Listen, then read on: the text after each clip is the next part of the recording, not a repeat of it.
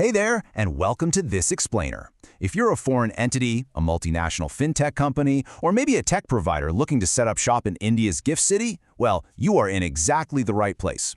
Today, we're decoding the IFSCA, that's the International Financial Services Centers Authority, TechFin and Ancillary Services Regulations for 2025.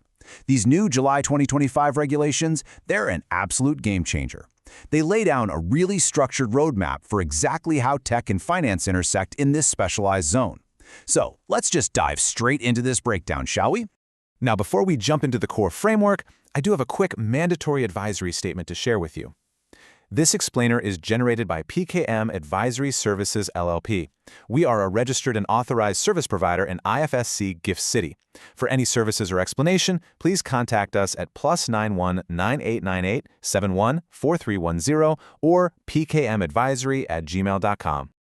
Okay, so here's our agenda for today's briefing. We're going to cover 1. The 2025 IFSCA regulations. 2. Navigating the registration process. 3. Eligibility and fit criteria. 4. Permitted versus prohibited services. And finally, 5. Compliance and reporting duties. Let's get right to it.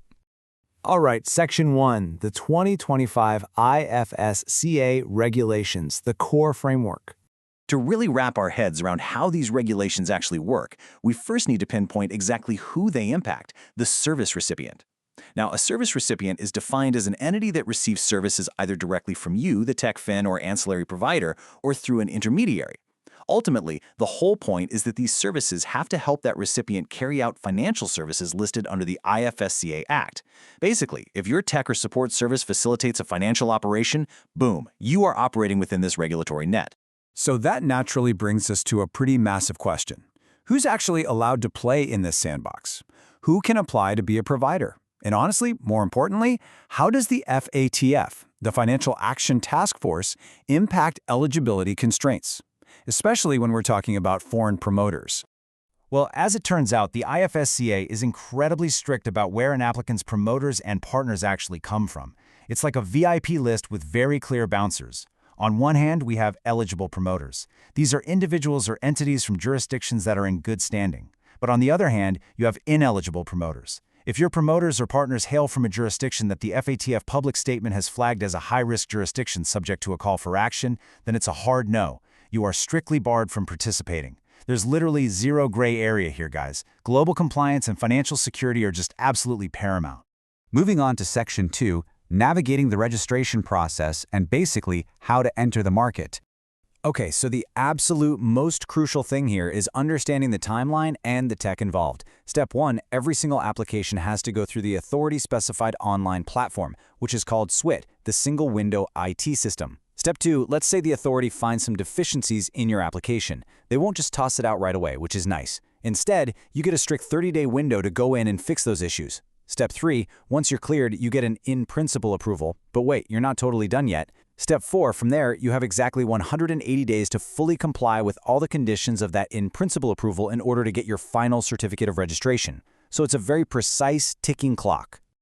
Now, you might be wondering, what if you're an entity already operating in GIFT City under the old circulars? Well, you've got a mandatory transition timeline. From the exact moment these new regulations kick in, existing entities have a standard deadline of 12 months to get a brand new certificate of registration under this 2025 framework. If you hit a roadblock, the chairperson of the authority can actually grant an extension, but keep in mind the absolute maximum aggregate extension is 24 months. And yes, during this whole transition phase, you are still legally bound by the older frameworks until that shiny new certificate is issued. Section 3, eligibility and fit criteria. Let's talk about fit and proper leaders. So, the regulations mandate that directors, partners, controlling shareholders, and key officers absolutely must be fit and proper persons at all times. They need a rock-solid track record of fairness, honesty, and financial integrity. But, that raises a pretty pointed question. What exactly are the parameters that will trigger a strict disqualification and stop someone from passing this test? Well, here are the major red flags you need to watch out for. You're going to fail the fit and proper test if, in the last 5 years, you have a conviction by a court of law for an economic offense or any offense involving moral turpitude. But actually, it's not just convictions. Even pending charge sheets by Indian or foreign enforcement agencies for economic offenses are a total disqualifier. The same goes for active recovery proceedings by financial regulatory authorities, being an undischarged insolvent, or, yeah, this is a big one, being declared a fugitive economic offender.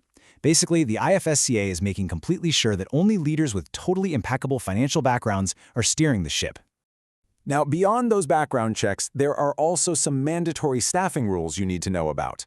You must have a principal officer and a compliance officer on board, and both of them have to be full-time employees physically based out of the IFSC. So, the principal officer, they're responsible for the overall activities of the entity, the whole shebang. The compliance officer, on the other hand, is laser-focused on policy compliance, record maintenance, and reporting directly to the board of directors. Though actually, there is one pretty neat exception here. If your entity exclusively provides services to your own group entities within the IFSC, appointing a principal officer is technically optional, assuming you get authority approval first. All right, Section 4, Permitted versus Prohibited Services. Let's look at Schedules 1, 2, and 3. So, the million-dollar question for tech and finance operators right now is this: what actionable services are we actually allowed to provide to our clients? What is officially sanctioned under the first and second schedules? Let's take a look at the first schedule first. This covers ancillary services. Think of these as the services that indirectly or directly help carry out the heavy lifting of financial operations. We're talking about absolutely vital back office and professional support. So this includes things like asset management support services, fund administration, like fund accounting, auditing, legal services, actuarial services, and enterprise government support. Basically, if you're a professional services firm or an outsourcing provider that facilitates the finance sector, the first schedule is totally your playground. But what's really exciting, at least to me, is the second schedule, which zeroes in on TechFin services. The IFSCA is officially giving the green light to some super cutting-edge technology use cases to support financial services. This covers solutions that leverage AI and machine learning, distributed ledger technology or DLT, Web 3.0, and even metaverse apps like AR and VR. It also explicitly permits cybersecurity architecture, cloud computing services, and enterprise resource planning systems. It's a massive, clear signal that GIFT City wants to be a global hub for advanced financial tech. But, and trust me, this is a massive but, we have to look at the stark contrast presented by the third schedule. This is basically the list of absolute no-goes. To prevent any messy compliance failures, the regulations explicitly prohibit TechFin and ancillary providers from offering facility management. So, no building maintenance, no security guards, no housekeeping. You also can't offer transport, logistics, or construction services. And perhaps most importantly, you cannot provide any core activities that a financial sector regulator in the client's home jurisdiction strictly prohibits from being outsourced. You've got to stay completely in your lane of professional and technological financial support. Okay, final stretch. Section 5, Compliance and Reporting Duties. Let's review your daily obligations. There is a really crucial detail here for foreign multinationals trying to manage their balance sheets. Your daily operations and your balance sheet must be maintained in what they call a specified foreign currency. So think US dollars, euros, or British pounds, as defined by the IFSCA banking regulations. You are, for sure, allowed to open an Indian rupee or INR account, but that is strictly limited. You can only use it to defray administrative expenses, statutory costs, and a few other locally permitted operational expenses. Nothing else. And building right on top of that currency rule, there is a very specific reporting mandate you need to know. Regardless of which specified foreign currency you actually choose to run your day-to-day operations in, when it comes time for formal financial reporting to the authority, that defaults strictly to US dollars, unless the authority specifically tells you otherwise. Honestly, this kind of standardization just makes regulatory oversight so much more efficient for everyone involved. Now, as a general rule of thumb under these regulations, providers can only offer their services to an intermediary or service recipient who is a non-resident, and again, definitely not from a FAF high-risk jurisdiction.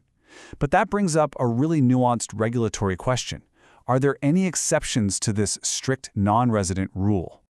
Actually, yes, there's one very specific carve-out. You are allowed to provide your TechFin or ancillary services to a resident of India, but strictly for the limited purpose of helping them set up their office within the IFSC itself or overseas.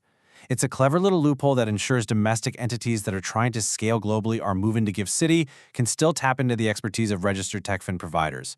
It perfectly wraps up the whole regulatory logic here. Foster a global, outward-facing financial hub, but keep the boundaries rock solid.